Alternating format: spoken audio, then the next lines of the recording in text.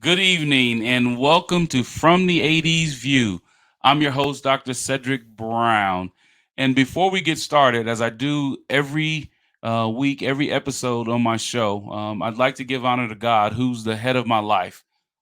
This has been a blessing for me. And the only reason why these things and things in my personal and professional life can happen is because of God, who is first and foremost in my life. So I'd like to always give honor and praise to Him. I'd like to welcome a very special guest to the show, a friend, a colleague, a brother. I've known this young man for probably half of his life, and it's been a pleasure for me to know him. I'd like to welcome tonight's guest, Mr. Todd Kelly. Thanks a lot, Cedric, for having me on today. Really happy to be here. TK, man, we go back like four fats on a Cadillac, man. Being around, remember the days where we used to referee the AYBT, you know what I'm Yeah, saying? And we had the bologna sandwiches on the and road. being Yeah, on four and five courts at a time and yeah, doing five or six games at a time and then couldn't do anything but just go on the sideline, take your shoes off, put your right, slides on, and put a towel over here and get you a little nap for about 45 minutes. Remember those days? right. Yeah, before the next game, man. Yeah, you bringing back memories. And now that's interesting. You said you know me about half my life, and that's true. It's probably been over 20 years, I think. Yeah, so that's a Right. while, man. Right. And so, some of the topics that we're going to talk about today, Todd, you are one of the up and coming and innovative young men in the recruiting and eligibility industry. In a few words, tell us what that actually means for potential student athletes. Well, yeah, what I do is I walk parents and student athletes and even coaches and administrators through the college athletic recruitment process. So with all the rule changes and the NCAA changes and things like that, it's really important that everyone kind of stay abreast on the current rules, current trends, and rule changes. So that's one of the things that I really try to do is make sure everyone knows about all of those things. And we will definitely get into that, Todd, with the business that you have. Um, you are a avid basketball fan. You are a student of the game, and something that has nuanced and come into basketball that thrills both you and I is this NBA play-in tournament. What do you think about that, Todd? Well, man, it adds a lot of excitement, to the NBA season. For example, last night I was watching some of the games, and it was some really, really exciting games. And so I think this, like I said, adds a new element, adds a new level of intrigue, and kind of gives the NBA a little bit. It kind of makes the regular season a little bit more interesting because I think a lot of people are like 82 games. There's so many games and all of this stuff, but with the play-in tournament, adds a little bit more intensity, adds a little bit more importance to those games. And Commissioner Silver, really understands what's going on, and he knows how to market the NBA. And the last topic we're going to talk about, Todd, which is something that is really dear and near to your heart, because you have been a college basketball coach at the Division III level. What does Division III athletics mean to student athletes, and what's the benefit of that? Really briefly. Well, at the Division III level, it really gives student athletes an opportunity to be a student athlete and really focus fully on the academics and focus on the athletic side. Unlike Division I, where there's a lot more focus on the athletic side and not as much on the academic side, Division III gives students a real opportunity to be a student athlete. That's outstanding, and we will get into that. These and more topics on From the 80s View. Let's get it.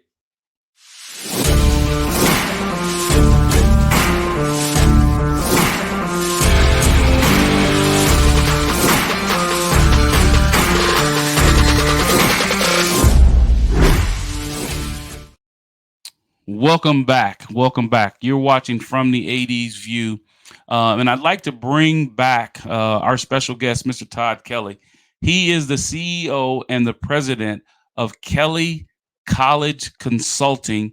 You talked briefly, TK, about what you're doing, but what I want to get into really is why you started your organization. There's a few reasons. So, I've coached for about 20 years now.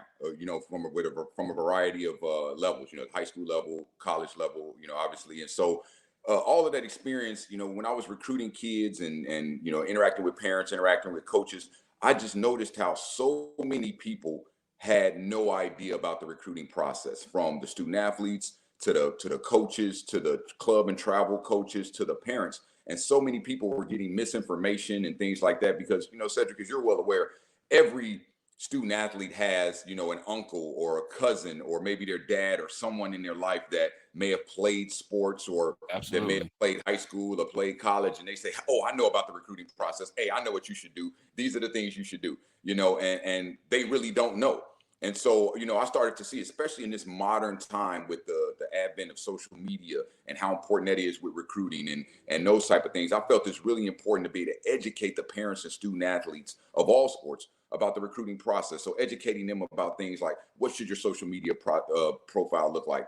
When you go on campus visits, what questions to ask, educating people about how many scholarships are available at each level, because, you'd be amazed to see, student athletes that say, hey, I'm going to get a full scholarship. And then I ask them, hey, so in men's basketball, how many scholarships are available?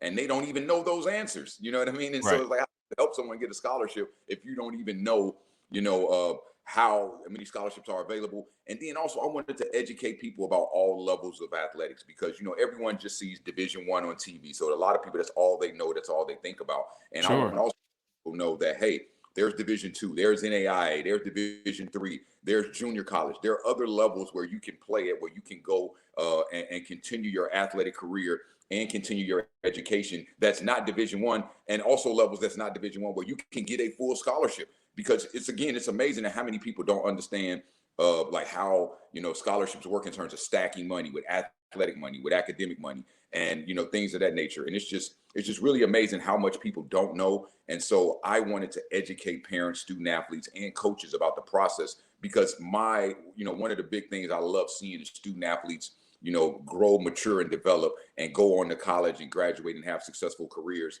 And so that's one of the passions I have. And so my business allows me to do that. Well, you have been an integral part of young people's lives, like you said, for over 20 years, TK. Um, what did you in putting together your business model, right? You're going off of experiences, and as I said in a different show this week, learning from a colleague, we have experiences, we have exposure, and then we have expansion, right?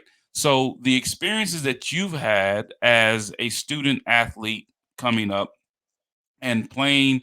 I believe you played at the Division III level, and you might have played at other levels too. TK, what did you take from the experience when you were recruited?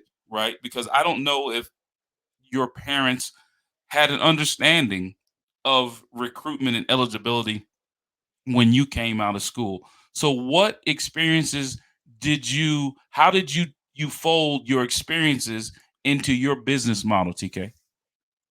Well, that's a good question. And one of the things with my business model is that it's important to really educate the parents, because a lot of times in the recruitment process, the parents are giving some advice. They're giving their opinion, and a lot of times the parents may not even know. And a lot of times the parents, their mindset is mostly on the financial side of things. Hey, what's the cheapest? Mhm. Where can you get a scholarship at? And so a lot of times people kind of had this misconception that, hey, the higher level you play it, the more scholarship dollars you'll get. And that's not necessarily true. For Mhm. example, you look at a sport like baseball, where there's only 11.7 scholarships at the Division I level. Very few Mhm. Division I baseball players get a full. Very few baseball players even get a half. And I tell people it's like, not necessarily likely, but it's very possible for you to go to a Division II or even a Division III and pay less in tuition than you would at a Division I in a sport like baseball. You know what I mean? Because of it's an equivalency sport and it's only Yep. 11.7 scholarships. And so I think one thing I learned is that, my parents, obviously were educated. They did a great job with me, but they didn't even know everything about the process. So I just learned that, hey, there's no one that's educating the parents about these things, because a lot of times usually that comes down to the coach, but a lot of times there's so many high school coaches that don't know about the recruiting process. I literally, and I'm not going to say any names, but I was talking to a couple of high school coaches this week, and one of the high school coaches I spoke with said, hey, I didn't even know junior college had 3 levels. And I'm like, yes, junior college has 3 levels. And so just Absolutely. educating people about the levels, the opportunities, and educating people about, for example, social media, because you don't know how many kids have eliminated themselves from being recruited because of their Because of social social media, media. by having Absolutely. bad language in the films, or by posting or retweeting stuff that has inappropriate content. So just making sure that these athletes and these parents and coaches are educated on how to get recruited. And then too, as you well know, high school student athletes have fell way behind, way down the ladder in terms of priority from a recruiting standpoint, because coaches in college are looking for transfers first. So Absolutely. I want to be able That to educate. portal, boy. Exactly. So I want to educate these high school students on, yeah, how do I get on the radar? You know what I mean? How do I get myself seen by coaches? How do I email coaches? What should that email look like? When I talk to coaches on the phone, what should that conversation look like? When I send film, what should that film look like? And a lot of people just don't know these things. And it's amazing, because you would think, oh, yeah, people know, or yeah, the high school coach knows. And it's so often that coaches have come up to me after my presentation and said, oh, man, you told me so many things I didn't know. Like, I'll give you one example. You're aware of this. You're allowed unlimited official visits right now. It used to be 5. Absolutely. And so every coach I told, they're like, oh man, I thought it was only 5. I didn't know it changed. And then another important rule: you used to be able to fill out the FAFSA on October 1st, and that's changed now. It's been pushed back to December. A lot of people Mm-hmm. don't know that. You know what I mean? And then another small thing: you can negotiate tuition, particularly at small private institutions. If 2 schools are similar level, playing the same Absolutely. conference, you can go to one school and say, hey, can you, this school's offering me this. Is anything you can do about that? And they'll come back and find you more money. And so those are some things, for example, that a lot of people don't know. And I think one thing with me, why I'm really so passionate about this, and why I think I'm, doing pretty well at this point, is because not only do I have a background in athletics, but I've also have a background in admissions and financial aid. And so I know Mm. all sides of the process, not just the athletic side, but also the admissions, the financial aid, and obviously the academic side as well. So those are kind of the things that led me to kind of start the business, and why I'm so passionate about being able to educate these parents, student athletes, and coaches. Before we move to the next topic, you spoke on something, TK. You said equivalency, right? Yes. Can you just share with our audience briefly the difference between a head count sport and an equivalency sport? Okay, absolutely. So at the Division 1 level, for men, for example, there's 2 head count sports: men's basketball and FBS football. That those are the only 2 head count sports. And head count Mm-hmm. me for men. Now for women, the head count sports is basketball, gymnastics, tennis, volleyball, and I believe there's one other sport for women that's Mm-hmm. a head count. And head count means that in those sports, the scholarship can only be a full scholarship. So you'll never hear a men's or women's Division 1 basketball player say, hey, I got a partial scholarship at this Division 1 school. There only can be full scholarships in those in head count sports. Now, equivalency sports, I like to tell parents and student athletes, don't look at equivalency sports like a coach has a certain amount of scholarships. Look at it as if they have a certain amount of money. Because, for example, Dollars. coach has 8 full scholarships and tuition is $20,000 at the school. The coach has $160,000 that they can distribute however they want. So they can give one A kid pot of 20,000, money.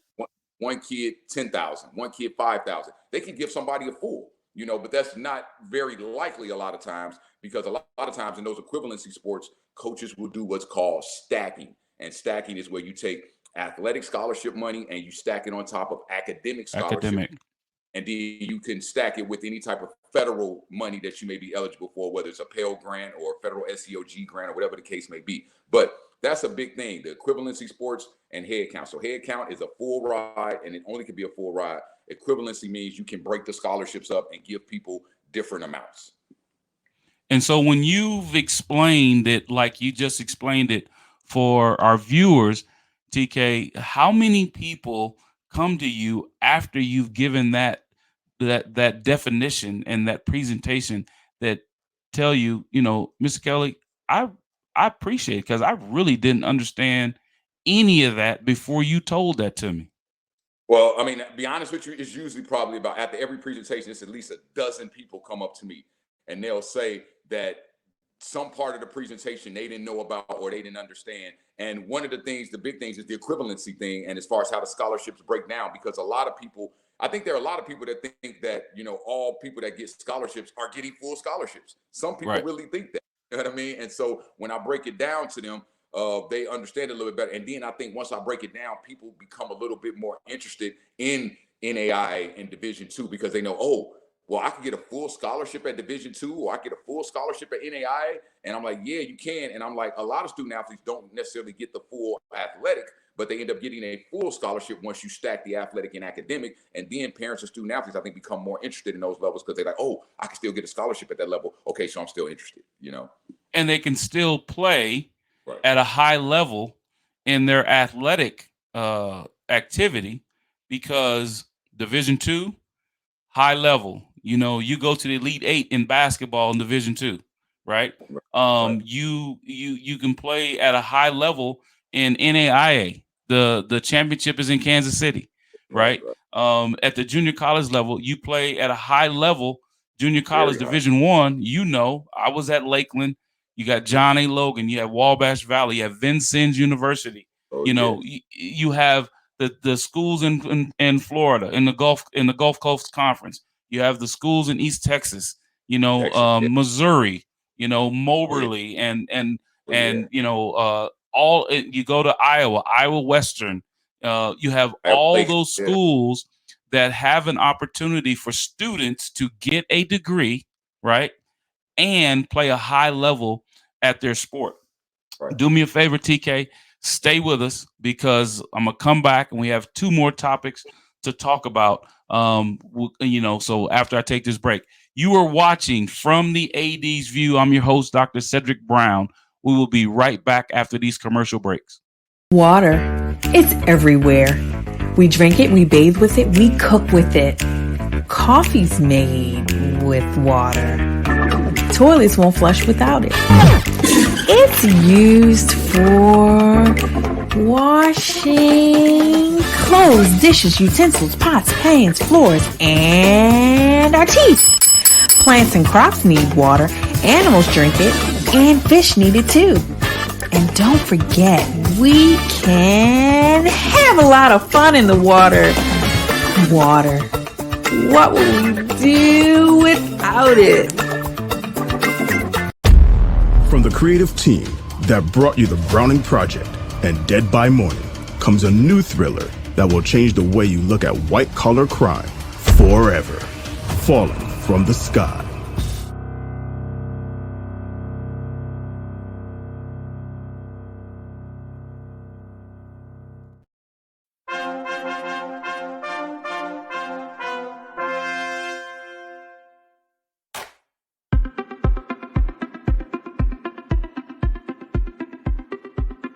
I'm Leon Thomas with the Leon Thomas Group. Podcast, virtual events, webinars, streaming shows, and so much more. We want to be your partner in all things virtual.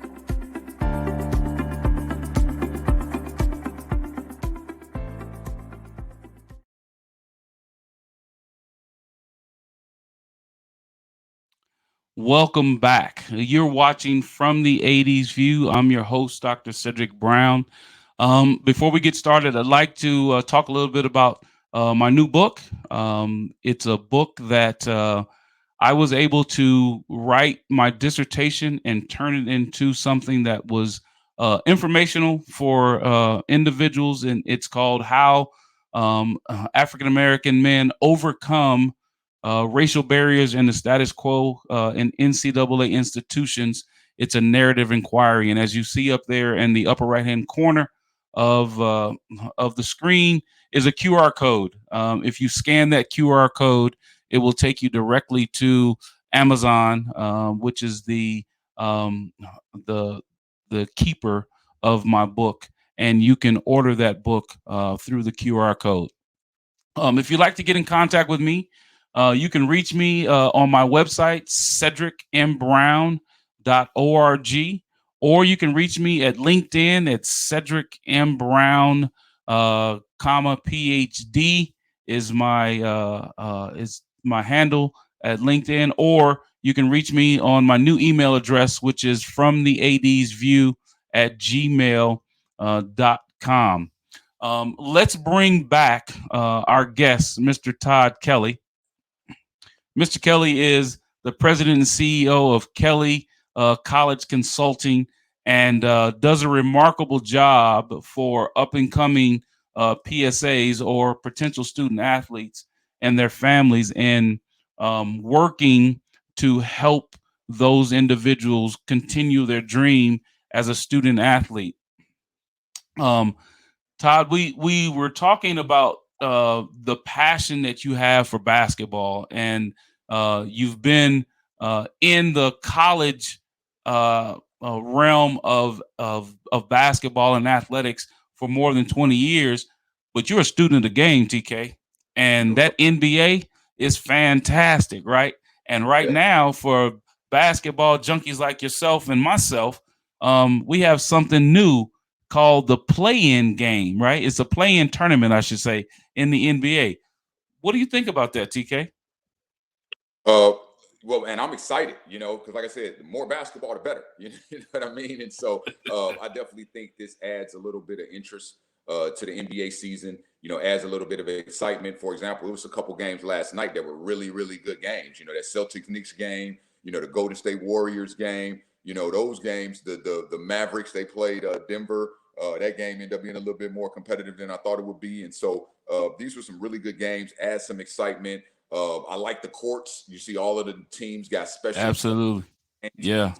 A little marketing, thing for the NBA. So I think it's good all around because it adds some excitement, adds some interest. The NBA gets a chance to kind of show itself off a little bit more. And also, I think one of the things that the reason the NBA did it because they're trying to get a little bit of attention away from football. You know what I mean? Because obviously football, ratings is super, super high. NBA wants to try to dent those NFL ratings and take a little bit of interest away from the NFL now. And I think they're doing that. So I like the idea. And it is a great concept, right? Because as you and I were talking before the show, it's an 82 game season, right? And sometimes there can, the excitement of basketball can be lost in 82 games, right? You and I, former college basketball coaches, coaching a 30 game season, we thought it was long, because we really go all year round, but we can start in October and then hopefully we end in March. That's a long season, but 82 games, a lot of back-to-backs, some back-to-back-to-backs.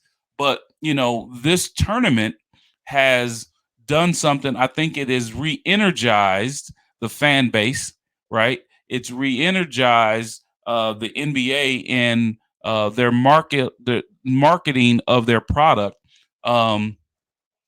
How exciting is Wembanyama?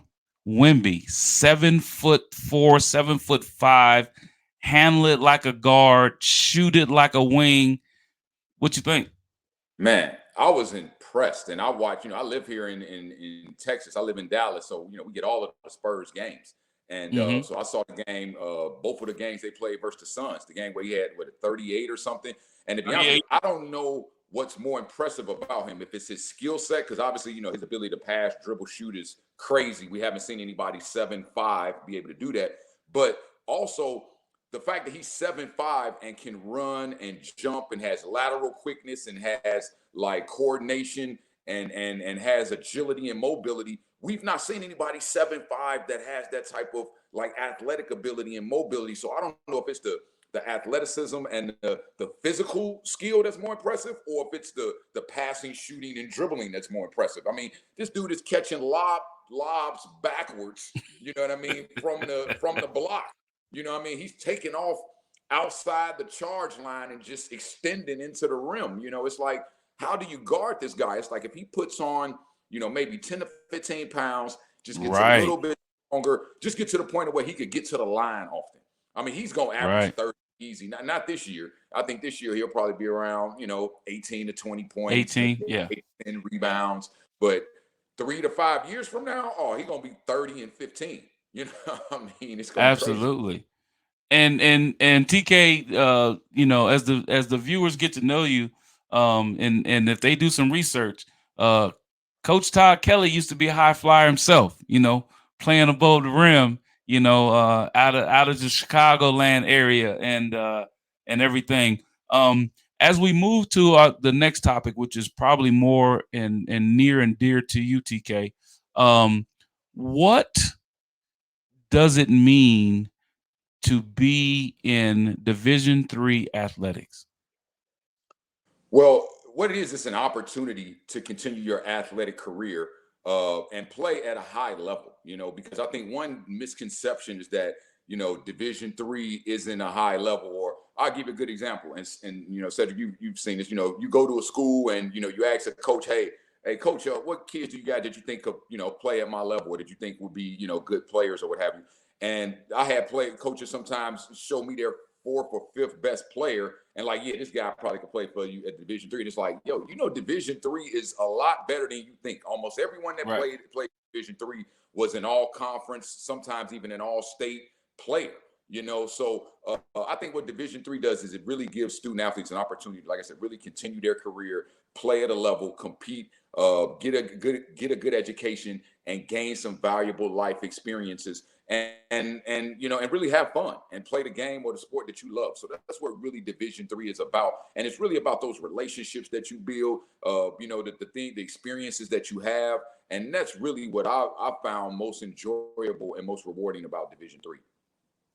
And it is an enrollment driven model, right? Absolutely. At the Division III level. Absolutely, because they don't get athletic aid. They Right. can get academic aid Right. through the merits of their work coming out of high school or transferring from a 2-year program and things like that.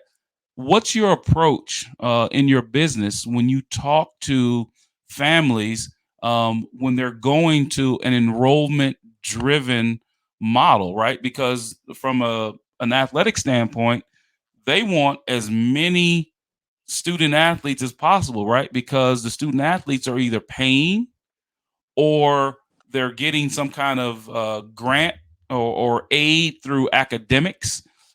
Is your approach any different with those parents that are going to an enrollment driven model versus the Um, model of paying athletically related aid?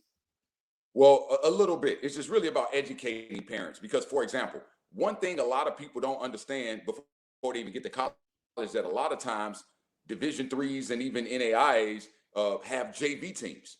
You know what I mean? Mm, And because, like you said, a lot of Division IIIs are enrollment driven, and a lot of them, the majority of their student body, or a large portion of their student body, is student athletes. And a lot of those it is. coaches have quotas. Like the basketball coach will have a quota, like, hey, you got to start the season with a roster of 25. So that means you got to have a JV team. You got to have 10 to 15 guys that are not going to be getting playing time on varsity. And so just first of all, educating those parents that, hey, there may be a JV team. You may have to work your way up. That's really important. And then also educating them about the financial aid process at Division III, because I think that's really what scares people away the most, because they know Division III doesn't give athletic scholarships. But I always tell people that, hey, if you are a really good student, you can go to a Division III for a very affordable amount, because a lot of Division IIIs offer very significant academic scholarships, and then they also offer some very significant school-based grants. Like almost every Division III I know has some type of leadership scholarship or business Mm, scholarship, or have like minority scholarships, or some type of scholarship affiliated with your major, or maybe a scholarship affiliated with your religious affiliation. And so every Division III has a lot of different grants and aids and things like that can make tuition a lot more affordable. So the one thing I really say is, people, don't be scared away by Division III because you either think it's going to be too expensive or you think you're too good. And I think those are two misconceptions that people have about the D3 level, that, oh, it's going to be way too expensive and I'm not going to be able to afford it, because they see the sticker price of 60,000 or 50,000 and they're like, oh man, I can't afford that. Now realizing that nobody pays the sticker price, nobody. And then also thinking that, oh, this level is not good enough, because just think about it. Cedric, how often does someone say, hey, I'm going to go to this local Division III game tonight just to kind of check it out? No one's really doing that. You know what I mean? So a Right. lot of people don't know how good those student athletes are. And I'll just give you an example. And this is one of the things I'm most proud of as a coach at the D3 level is I have 2 players right now that are playing professionally that played Division III. One is in Serbia and one is in Japan. And it's like, they were really good players that could have played at the Division I level. You know what I mean? So there are really good players that are playing at the Division III level. And just because you so just don't think, hey, I was an average high school player, I could go play D3. Nah, it don't work like that. And that is a valid point, TK, because so many people take for granted that Division III is a lesser opportunity than Division I, right? You've been around me, like we said early in the show, almost half of your life. And when I was at Lakeland College, I had individuals there that could have played at the University of Illinois. It could have played at Northwestern, could have played at so many other places. And I also had young, like walk on or my 14th or 15th that ended up at Greenville University with Dr. Barber, Yeah. Division III, which is one of the most exciting Division IIIs in the state of Illinois. And Dr. Barber for a long time, and you had individuals there that had good skill sets, right? Highly, many of them high level academics, right? That they're going to get great educations, and then those individuals are going to go on and be the coaches and and have careers as educators or doctors or coaches or things like that, right? So we shouldn't take those things for granted, because I think that Division III athletics is a diamond in the rough. Yeah, absolutely. And 2 things you brought up that I think are really, really, really important and staples of Division III too is that a lot of Division III institutions are really, really good academically, are really Very highly good rated academic. institutions. And so that's another reason, you get to go to a school that's highly rated academically, that you'll be able to get a good education, where you'll be able to really meet a lot of alumni and form a lot of good relationships that you'll be able to leverage when you get out of school, to be able to help you get jobs and be able to help you get internships and be able to help you with whatever future endeavors you get. And then also, Division III offers a lot of people an opportunity to play, because there are a lot of kids that may be Division II or maybe even Division I caliber, but they may go to a Division II, sit on the bench for a year or two, or go to Division I, sit on the bench for a year or two. When it's like, and I always ask kids, would you rather go somewhere, play and win, or go to another school, sit on the bench and sit. lose? Right. And everyone's always going to say, I'd rather go where I'm going to play and win. Well, it's like, okay, would you rather go to a really good Division III and play and win and maybe say pay $3,000 a year, or would you rather go to a Division II, sit on the bench, lose, but you got a full scholarship? You know what I mean? So those are some of the options that I try to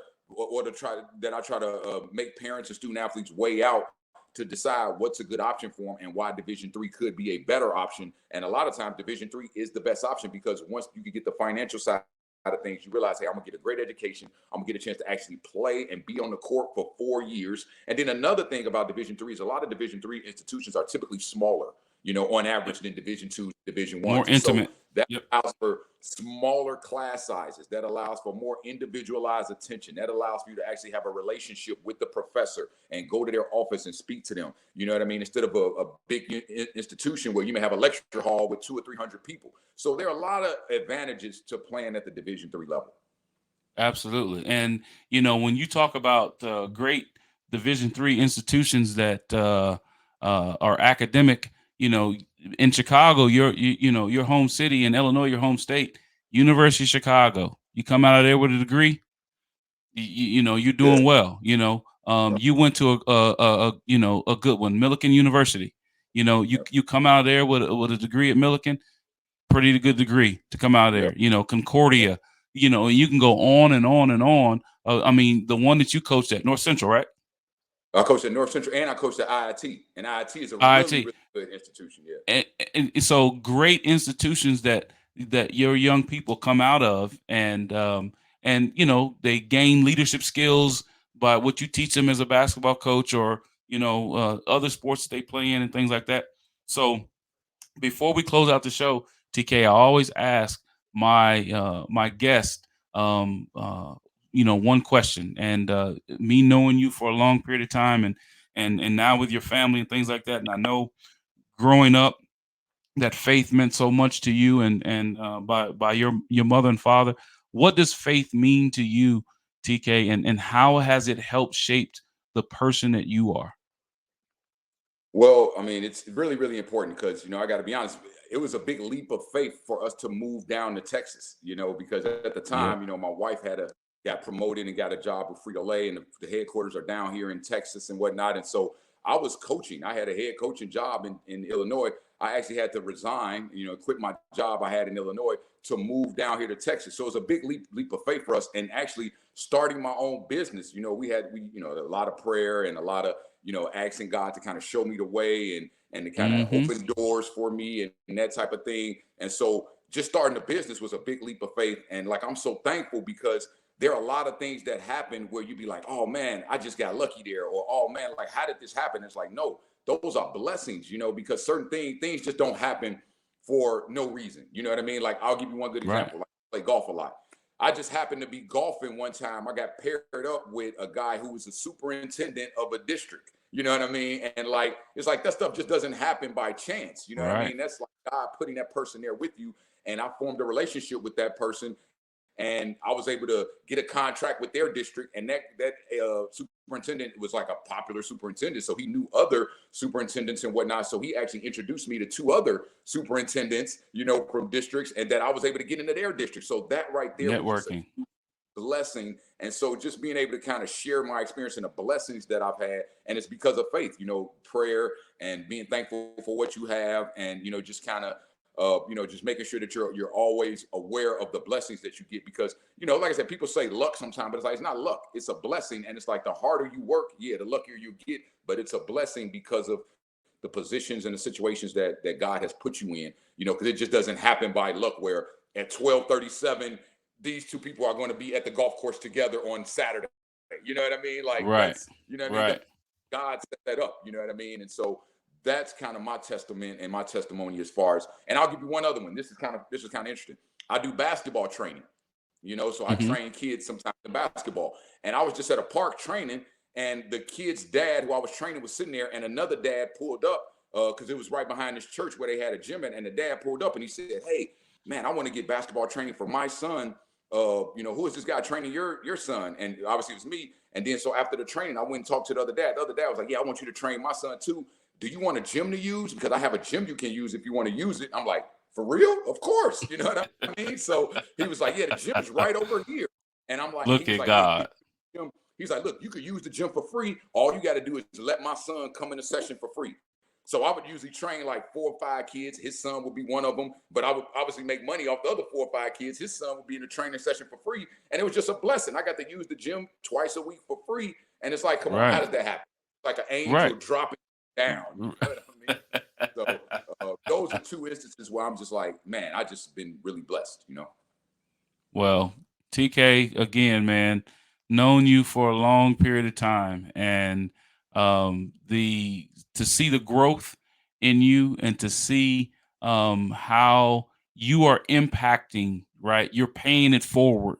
What you have is a blessing, right? And people are better because of Todd Kelly. Todd, if individuals want to get in contact with you with regards to recruiting and eligibility consultation, how can they reach you, man? Oh, it's a couple ways. Number one, you can get in contact with me through my website. It's www.kellycollegeconsulting.com. And on my website, I got a lot of good recruiting tips as well.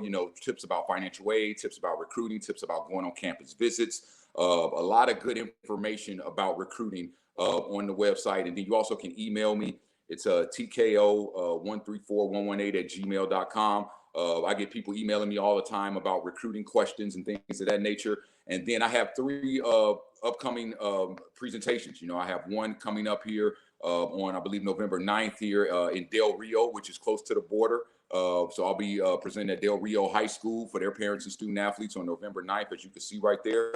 And we're expecting a big crowd for that. And then the very next week, I'll be in Midland, Texas. I'll be presenting for Ector County School District, which is right in that Midland, Odessa area. And I think that'll be November the 13th. I'll be doing a presentation there. And then I have several other presentations coming up here at the end of November and at the beginning of December, both in San Antonio and Austin. And so I got a busy schedule ahead, a busy presentation schedule ahead. And I'm looking forward to the spring, where I'm probably going to be doing anywhere between 20 and 30 presentations for 20 to 30 different high schools and high school districts. So, I'm really looking forward to it. I'm really excited right now. And like I said, I really want to just thank you, Cedric, for, bringing me on today. And obviously for our relationship, like you said, it's been over 20 years, man. Over 20, man. At Lakeland, from days we was at Chicago State, and all other places. Absolutely. You was at, all that, man. It's like moving around the country, all that stuff. So, man, it's great. And then we always usually connect at that Final Four some kind of way. You know what I mean? So, absolutely. That's absolutely great. Well, I appreciate you, Todd. You're my little brother, man. You are, an important part of my life. I love you, and I just appreciate you, man. So thank you for being a guest on the show today. I appreciate you, Todd. All right, definitely. Thanks a lot, Cedric. All right, and like I said, being on the show with us this evening. And before I leave, I just want to the one thing that I want to make sure that everybody knows and understands, that mental health is a real thing in college athletics. And if you are a coach, if you're an administrator, if you're someone that has the ability to lead young people, listen to them, give them a voice, allow them to share their thoughts, because being a student athlete is a hard job, right? Getting up every single day, training, going through your practice, and then having to be in classrooms, and have a full load. Some student athletes have 18 credits. Some have as many as 20 credits. But listen to your student athletes, coaches and administrators, parents. Be willing to listen to and understand your student athletes and hear them. And when they say that they're having mental overload, then give them an outlet, give them an opportunity to sit down and decompress sometimes. And again, you can catch us every Sunday evening at 6:30 Central, 7:30 Eastern, for more open and honest discussions on From the 80s View. I'm your host, Dr. Cedric Brown. Good night and God bless.